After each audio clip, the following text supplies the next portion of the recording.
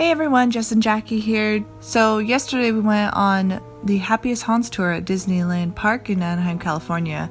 And we noticed that there were definitely some changes compared to the 2017. So we just kind of wanted to give everyone an overview of what we experienced and how it went and our overall feeling about going on the tour. So before we get into whether we thought it was worth it or not, let's just quickly review what happened from start to finish. The first thing that we did was we went to meet our tour guide and we were given a badge. You got your pin and then you were handed an audio device with an earpiece.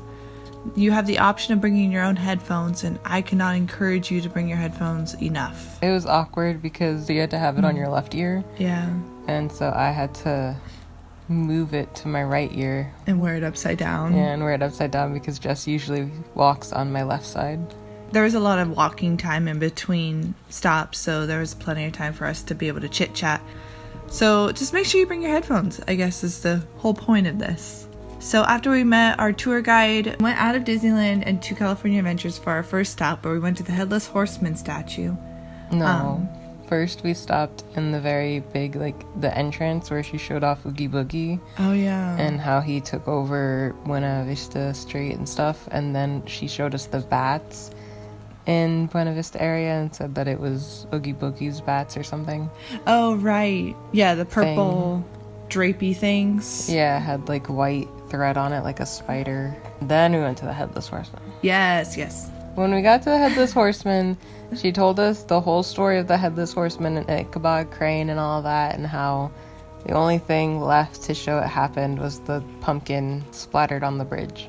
So after the Headless Horseman, we went to the Blue Sky Cellar, and there she showed us down Cars Land, where we could see the theming that was there. She kind of went over the origins of Halloween. It was also at this point I got yelled at for filming, so that was not a fun experience. It wasn't really yelling, but I'm hypersensitive to being in trouble, so it made me sad the rest of the time. Yeah, the cast member was very nice about it. Yeah, she was so sweet. So you're allowed to record, video record the scenery and take pictures and stuff like that, but you can't record the audio. You can't record her giving the tour.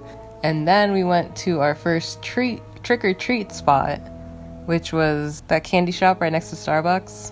Oh, you're right. She made us scream trick or treat. So the first treat that we got was a pumpkin fudge square. Everyone got one. It's really big. It was super tasty. But then one lady couldn't eat sugar, and so she got a voucher. I don't think it was sugar. She couldn't eat something. Yeah. So she got a voucher for something else. The guy looked so done with us already. We all came up and he was just holding his little tray full of pumpkin fudge. And he was just watching us oh, I can't believe this is happening. So after that, we made our way back towards Disneyland. And she took us down Main Street and she said that all the jack-o'-lanterns up and down Main Street, no two of them were the same. Each one had its own unique design. And she also gave us a fun fact that the Mickey pumpkin is 16 feet tall. She also told us that Disney was invited to participate in the pumpkin festival or something that Anaheim would have before Disneyland was made, and they made floats or something for it, and that's when they announced that Disneyland was coming to Anaheim. Then she made her way towards the Walt and Mickey statue, and when we were down there she was talking more about the jack-o'-lanterns. It was at this point that Jackie found a Donald pin. We went to Frontierland because she said talking about the jack-o'-lanterns made her think of the Old West or something, so we went to Frontierland, which was really just a bathroom break. Yeah. And I didn't think I had to go to the bathroom, so I was looking out at the pin boards, and I found Angry Little Donald. So at this point, she took us over to the Dia de los Muertos stand, which is over in Frontierland, and she kind of gave us the origins about the holiday. She also told us that in California Adventures, Ramon's shop, there's a ofrenda for Doc Hudson. Then she said everyone knows about the creepy house at the end of the street, and Disney wanted to have one of these houses in his park to act as a home for homeless souls with nowhere to haunt. But then his requirement was that these souls had to perform, and in order for them to perform they needed an audience, and there's where the Haunted Mansion was formed. And she was explaining that one of the main creators of the Haunted Mansion was a man by the last name of Gracie, who worked on the illusions of the Haunted Mansion, and that the grave that says, Master Gracie laid to rest, please no mourning by his request, or something to that effect, is dedicated to him. She also explained that when they were trying to come up with the concept of a medium trapped in her own crystal ball, they needed a face, and they found a lady named Leota who worked at WED, and they used her face temporarily, but it worked out so well that they ended up keeping it. The voice for Madame Leota is obviously not that of Leota, but you can hear the voice of Leota in the form of Little Leota. Also, a fun fact that she gave us was that in the Haunted Mansion holiday version, which began in 2001 following the popularity of the Small World Christmas version, in the room with Madame Leota there's 13 tarot cards, and she's saying all the different gifts that she got from her 13 ghoul lovers, and each of these tarot cards in the room actually represent one of those gifts. I didn't think she had 13 ghoul lovers. I thought it was just 13 gifts on the 13. Oh wait, you're right. It's not 13 different ghoul lovers. Yeah. One ghoul lover, 13 days. Yeah. And then she also kind of gave us some background on how Disney was struggling to come up with how they wanted to transform the Haunted Mansion, and they were originally planning on doing Christmas Carol. She basically said it would be boring. Then they took us onto the Haunted Mansion holiday ride. This was a disaster. We had a lot of people, not a lot, but like a big group of people. I think it was like, 15 people 15, maybe? And one of them had an evac. And it was very busy because it was the first day that the holiday... Second day. Oh, it was the second day the holiday version of the ride had been open. And the wait time was 70 minutes, and people were trying to get in with their fast passes. Whenever you have individuals that aren't able to stand, they usually go in through the exit. Mm-hmm. What she had us do was stand over near the fast pass entrance. So as our group was finally let in, which took a while, when we finally got let in, at the same time, fast passers were streaming in. So we were getting separated as we walked in. And we finally got pulled aside, which was awesome because now we were able to touch the carriage. Now we are close enough to this carriage that I can touch it with my hand. Look, I touched it with my face. After the ride, we went over to the Fisherman Galley place and we did another trick-or-treat. That's where they gave us the hand pie. Yes. And the hand pie was a chocolate raspberry hand pie. People just opened them right up and ate them. And I was like, how can you eat more sweet stuff after eating that block of fudge? The flavor was good, but that was so dry. Well, I didn't taste any chocolate. All I tasted was raspberry. Yeah, same here. So then we went to Tomorrowland to see the ghosts of previous rides, quote unquote. We didn't just go straight from there to Tomorrowland. Yes, we did. Are you sure? It's written right here in my notes.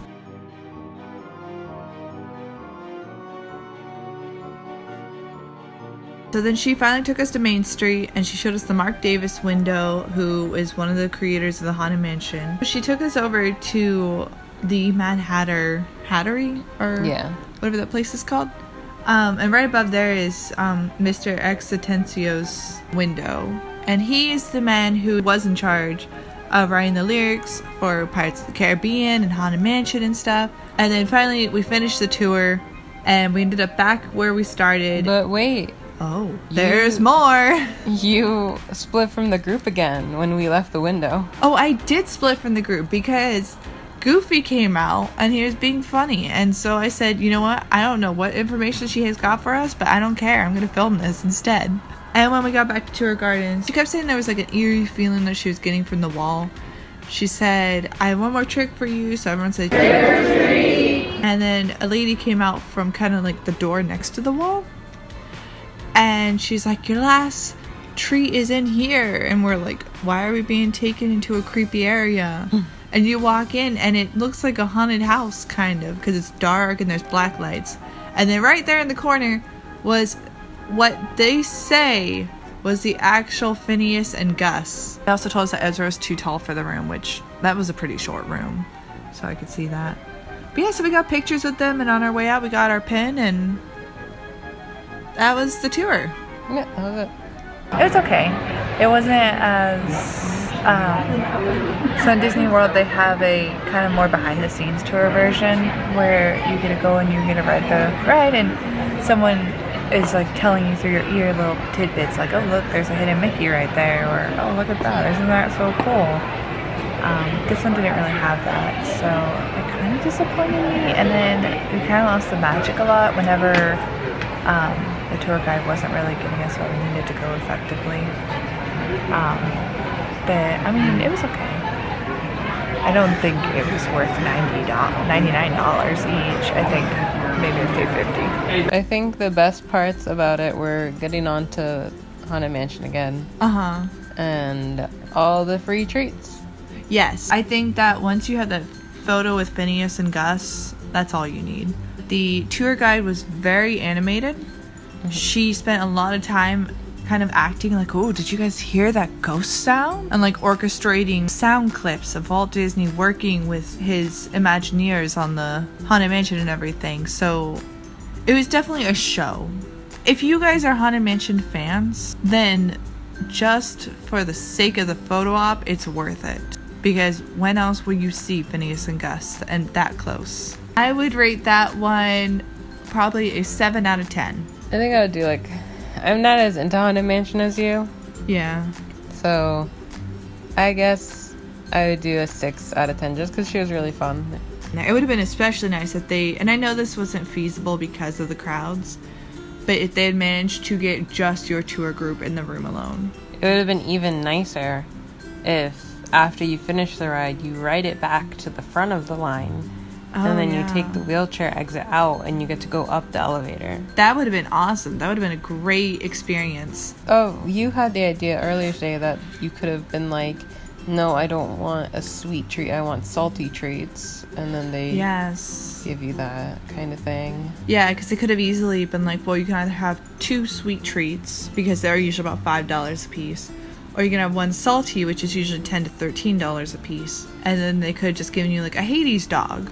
That'd been cool. And then the other thing I've seen previously in years is that other people got a paper fast pass that said Happiest Haunts Tour on it.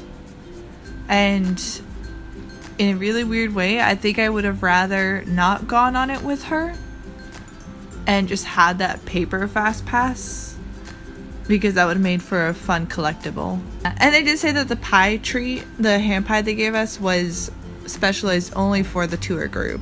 But anyways, yeah, so that was a fun experience. I'm glad we got to do it. Walking wise, it wasn't that much walking. Yeah, no, the walking was really easy to keep up with, and it was very slow, and she didn't walk that far between stops. So let us know in the comments if you guys are planning on doing this tour.